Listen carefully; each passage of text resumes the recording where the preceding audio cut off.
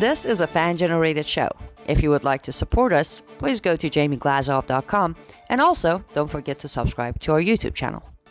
And make sure to order Jamie Glazov's new critically acclaimed jihadist Psychopath, how he is charming, seducing, and devouring us.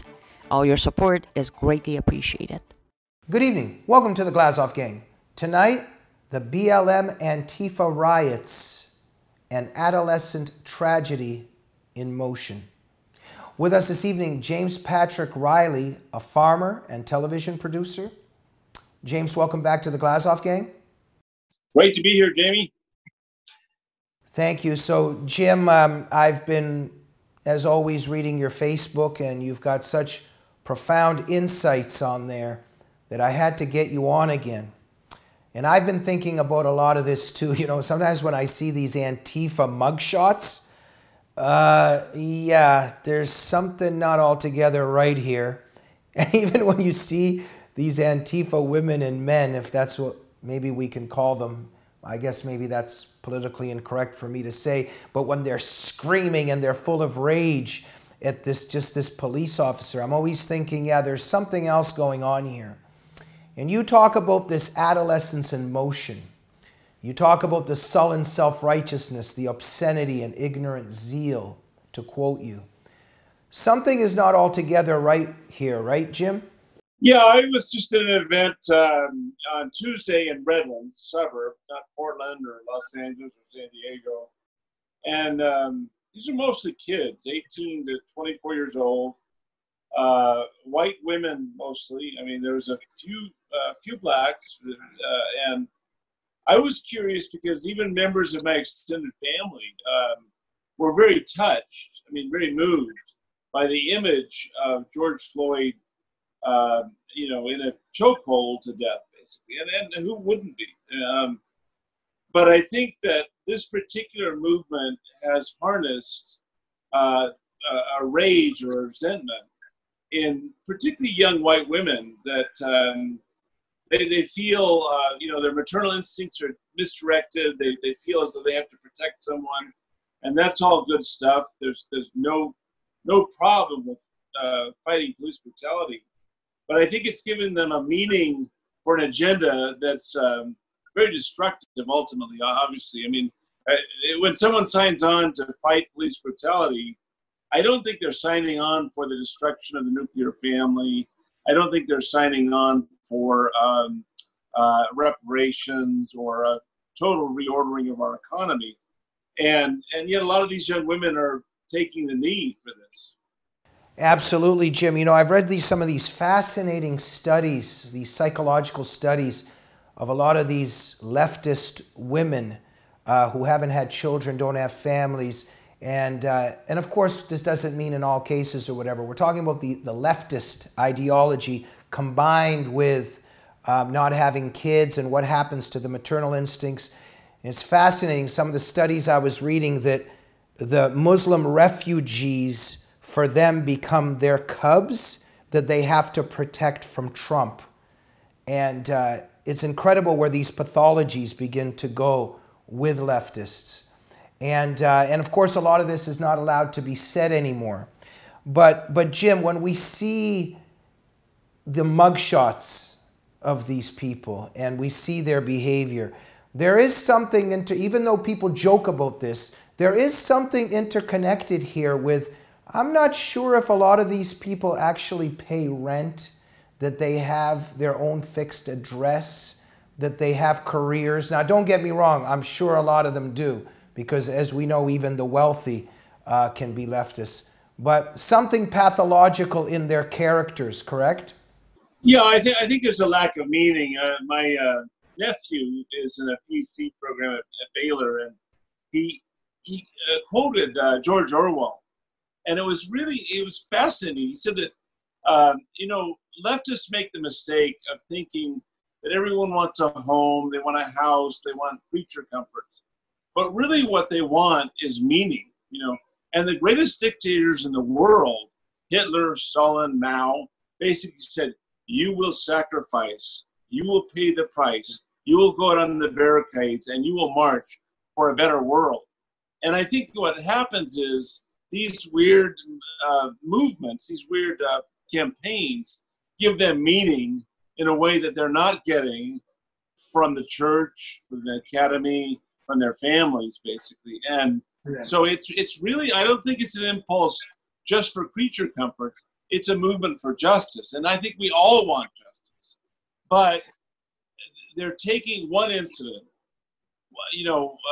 one panda bear that's been killed by a poacher, one poor underclass member of the underclass basically put down by a policeman, and they're broadening that out and being suckered into an agenda that will kill them. Last night I was very depressed, Jamie. I was watching a great movie, Mr. Jones. I don't know if you've seen this. You have to see it. It is a story of collectivized agriculture in the Soviet Union in the 30s. And it's a story of starvation and death on a scale no one can imagine. And I think that people are suckered into movements that end up destroying them based on one image. I sent you a story about the Revolutionary War, Jane McRae. She was butchered by Hurons. She was actually engaged to marry a Tory officer in the Revolutionary War. And it was such a compelling, ugly story of martyrdom that it inspired New England militia to fight against the British Empire in the Saratoga campaign. And I think these images are so powerful that they can be stretched out to be used as a cause for the most hideous stuff. I mean, you read the Black Lives Matter agenda, it's crazy. Yeah. Jim, no, absolutely, very profound when you talk about search for meaning, because once you reject God and religion and what we know, I studied this for many years. Paul Hollander wrote some fascinating work on leftists and on the fellow travelers. And so a lot of these fellow travelers, when they traveled to Maoist China and North Vietnam, and they found the look of meaning on people's faces, because capitalism had freed them from draining routines, and they had so much time to sit around and think about everything that they hate about their own comfortable host society. There's a lot of these very sick dynamics that end up happening here. But look, let's move on here, because I want to get to something else that you wrote on your Facebook and that you and I have discussed. And that's the Antifa middle-aged women who are flirting and kind of sexualizing themselves in very weird ways. And whenever you watch them on there, there's always this really morbid sexualization that they're engaged in. And forgive me for saying this because it's also very politically incorrect, but usually they're not very attractive. I wonder if that has anything to do with it, but let's move on. But you write about this and on your Facebook and perhaps other places, that you yourself personally, now I know you don't want to make a big example out of yourself because you speak in very humble terms, but I'll say it for you. You are an alpha male with masculinity and manhood in your aura, and you write about how this inspires brutal wrath in a lot of feminists around you, and that this has actually happened lately. So I'm sorry for this long tirade, but I wanted to introduce this theme. Tell us about your experiences in this way. Well, I'm no Rambo. I'm not Delta Force or whatever, but I think that manhood begins in the mind. And when you begin talking about ideas, when you have the gumption to say, no, ma'am, I'm sorry, I think that's wrong. There are a lot of women who've never actually had that presence in their life. They're used to ordering people around. And it was very odd the other day. I was sort of on the barricades, 400, Tea Party, pro-Trump supporters, pro-police supporters out there against maybe 200 Antifa and BLM supporters. And I saw a woman who may have recognized me from my kind of regional notoriety in my First Amendment campaigns. She picked me out, she pointed at me, and she was waving at me, and she said, I'm full of SHIT. And then she started wiggling her hips at me. And I thought, that is a really strange thing. It's like they're using their sexuality as a kind of tool of defiance. I mean, in a way that a man would never do with a woman. Well, I hope that you didn't sexually objectify her while she was doing that, because that would be very wrong. No, sorry. It's so bizarre that I don't.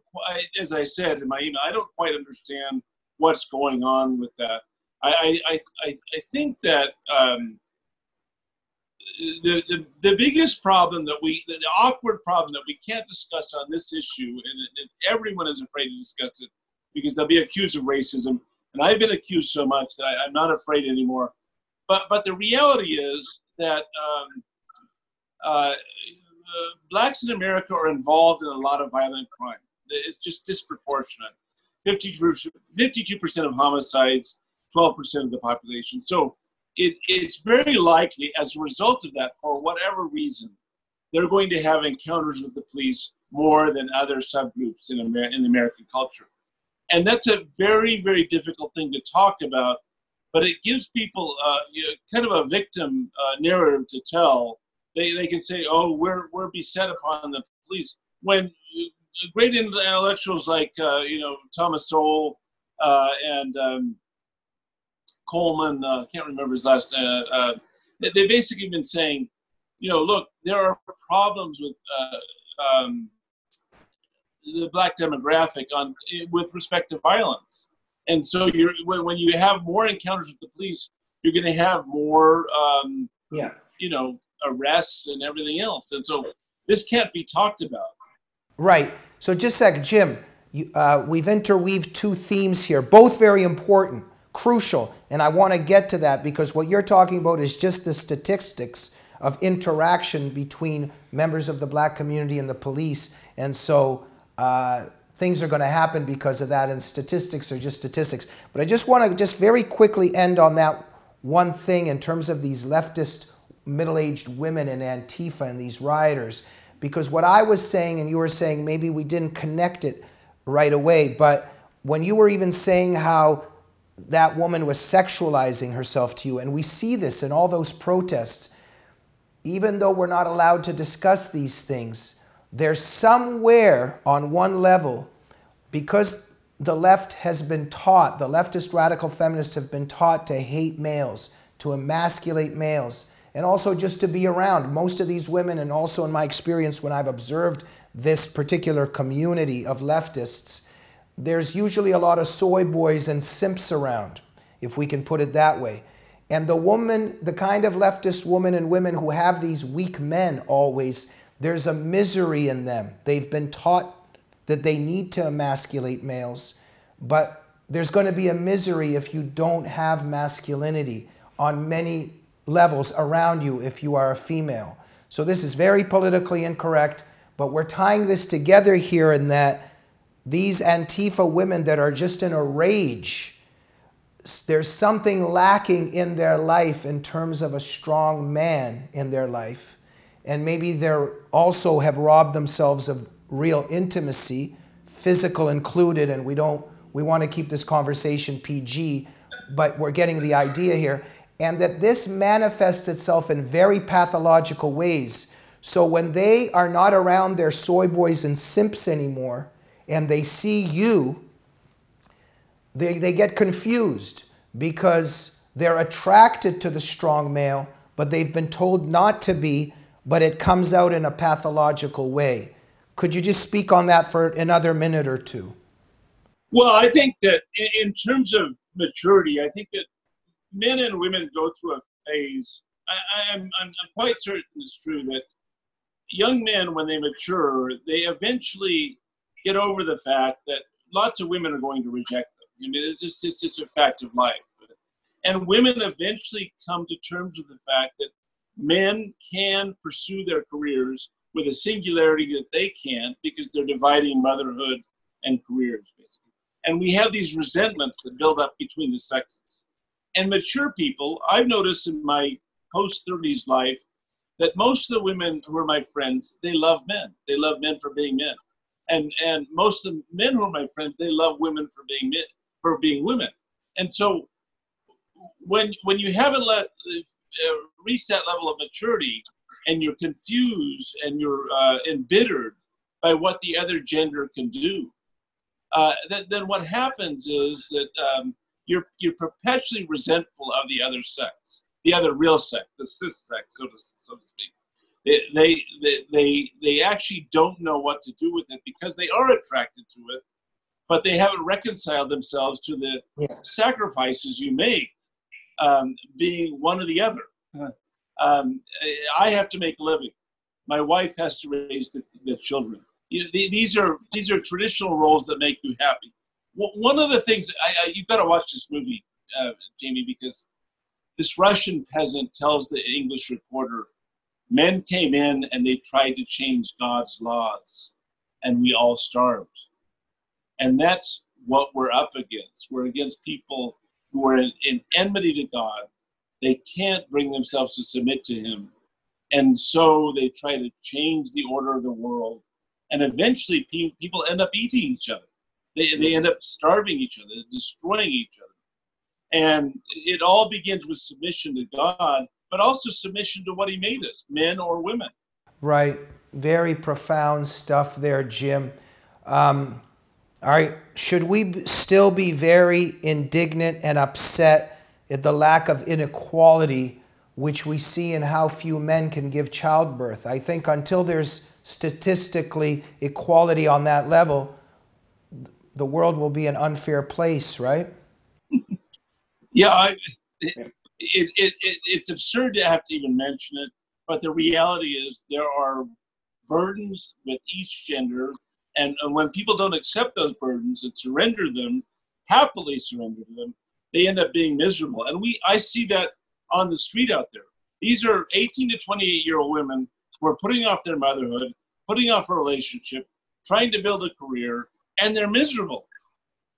And the men are the same way. But if you go to a BLM rally, it's going to be 60% white women who are embittered.